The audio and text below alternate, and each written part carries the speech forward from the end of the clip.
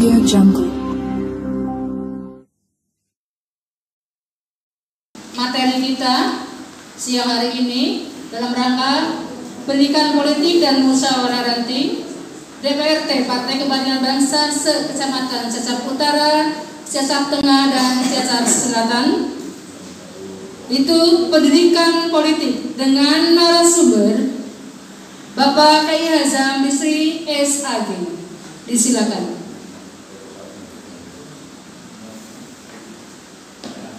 Waktu sepenuhnya kami serahkan kepada beliau.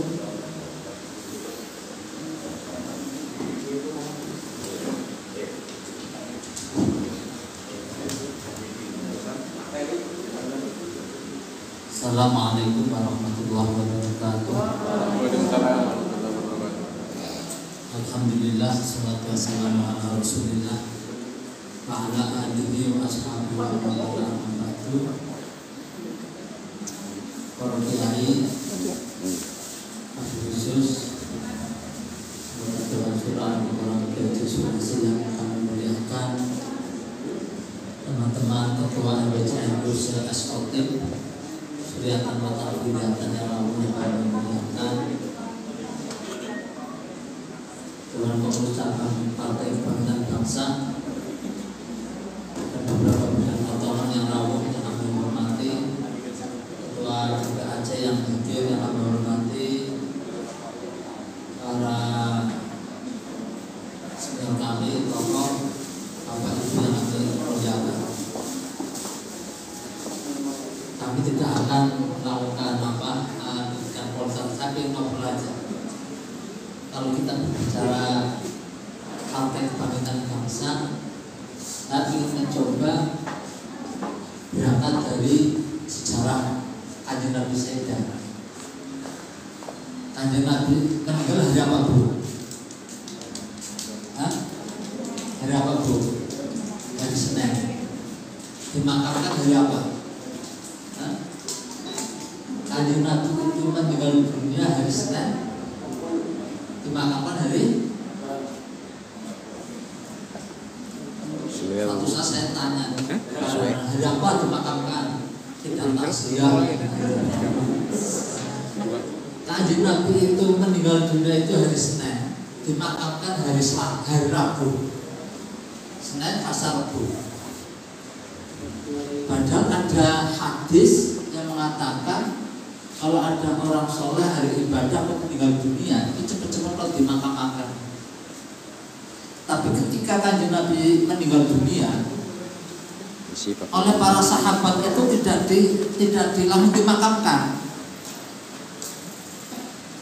Yang menjadi pertanyaan kita, kenapa kok sahabat atau sahabat senior ya, sahabat akbar, sahabat senior Abu Bakar, Umar, Utsman, Ali masih ada semua. Kok kenapa tidak langsung dimakamkan oleh sahabat? Ternyata para sahabat baik Muhajirin maupun Ansor itu bingung siapa yang akan mengganti Kanjeng Nabi, siapa yang akan melanjutkan tampuk pemerintahan, tampuk politik, tampuk tokoh keagamaan Kanjeng Nabi itu siapa? Itu yang menjadi pertanyaan para sahabat. Dan Kanjeng Nabi tidak berpesan, tidak berwasiat nanti. Itu pertama, tidak berwasiat siapa yang akan jadi calon bupatinya itu siapa, enggak petahana atau keluarga atau tidak. Kanjeng Nabi enggak berpesan. Kanjeng Nabi enggak pesan, oh itu sahabat Ali, tidak. Padahal sahabat Ali sahabat yang cerdas, pintar, menantu Kanjeng Nabi. Kanjeng Nabi tidak. Itu pertama. Dan Kanjeng Nabi juga tidak pesan cara pemilihannya, apakah dengan voting, apakah dengan turun-temurun, apakah dengan itu tidak. Momentum meninggalnya Kanjeng Nabi ketika Kanjeng Nabi Sayyidah hari Senin dimakamkan hari Rabu ini ternyata mengandung beberapa pelajaran bagi kita. Pelajaran yang pertama apa? Dalam Islam itu tidak ada sistem pemerintahan yang baku, Pak Bu. Kalau kita melihat sejarah Nabi itu, harus khilafah tidak, harus kerajaan kayak Saudi Arabia tidak, harus pemilihan umum kayak Indonesia juga tidak. Artinya bahwa ini sangat fleksibel menurut ijtihad masing-masing. Tetapi ketika Kanjeng Nabi seda dan mencari pemimpin, para sahabat dengan cara ahlul halil wal aqdi, perwakilan, atau kalau dalam bahasa sekarang itu tim formatur. Maka di lingkungan NU ketika memilih Suriah, ya, boleh diritingkan anak latih saya pengurus besar itu dengan ahlul halil wal aqdi. Itu adalah pola yang dilakukan oleh Kanjeng Nabi ketika Kanjeng Nabi pola yang dilakukan oleh para sahabat ketika para sahabat itu mengangkat yang namanya sahabat Umar bin Khattab, sahabat Abu Bakar sebagai pengganti Kanjeng Nabi. Itu yang makna yang pertama, Bu. Pelajaran yang pertama itu tidak ada sistem pemerintahan. Yang kedua apa? Bahwa yang namanya kepemimpinan politik itu sangat penting kalau kita melihat itu. Sampai-sampai ya bukan mengorbankan Kanjeng Nabi ya. Sampai-sampai para sahabat itu tidak langsung menguburkan Kanjeng Nabi, Pak. Tidak langsung dimakamkan. Ini artinya bahwa apa? Kepemimpinan politik ya.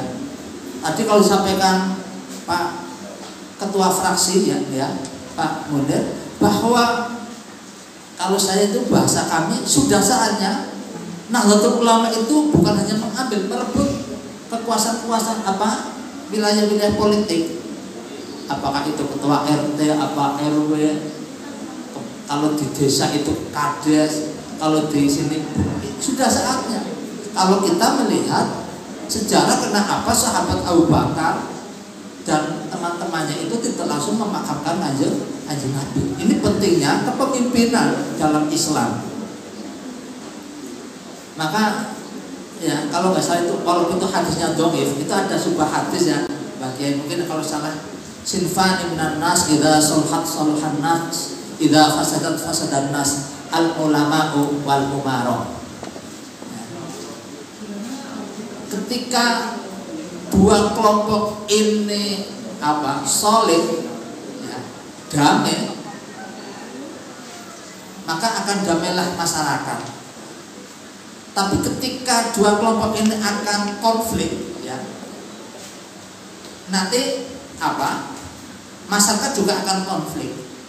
Para sahabat takon, "Ma huwa ya Rasul?" Siapa dua kelompok itu? Nabi mengatakan al-ulama'u wal umara. Artinya bahwa antara ulama dan banyak ahli hadis mengatakan maknanya apa? Idza sulhat saluhan nas, idza fasadat fasadat al-ulama wal umara. Bagaimana posisi masing-masing ulama bekerja sesuai dengan tracknya ya. Terus umara juga bekerja sesuai dengan tracknya. Ini adalah faham konsep siasah ahli sunnah wal jamaah. Beda kalau Syiah itu wilayatul faqih, yang punya kekuasaan tertinggi itu ya ulama di Iran, wilayatul faqih.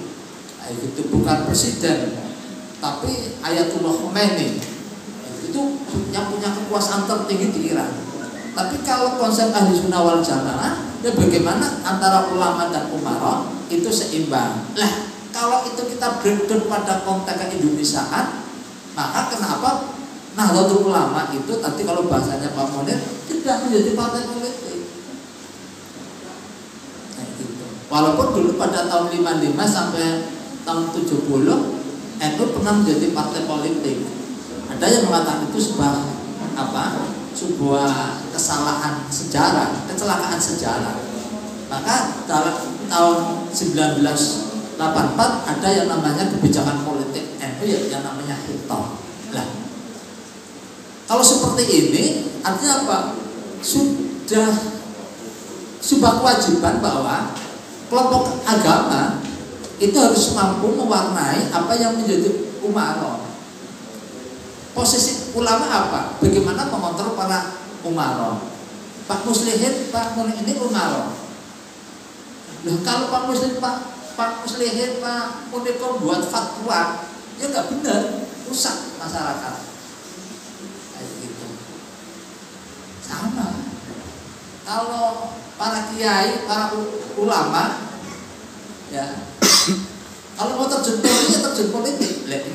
Ini artinya apa? Antara ulama dan umaroh ini harus ada keseimbangan, kayak gitu.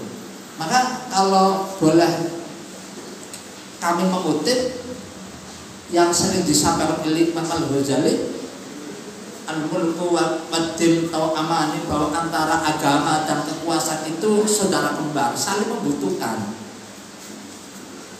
Di Cilacap itu ada yang namanya Perda. Selamat datang. Nah, ini Pak Wakil, Pak Wakil ADPJ ini lawas ini.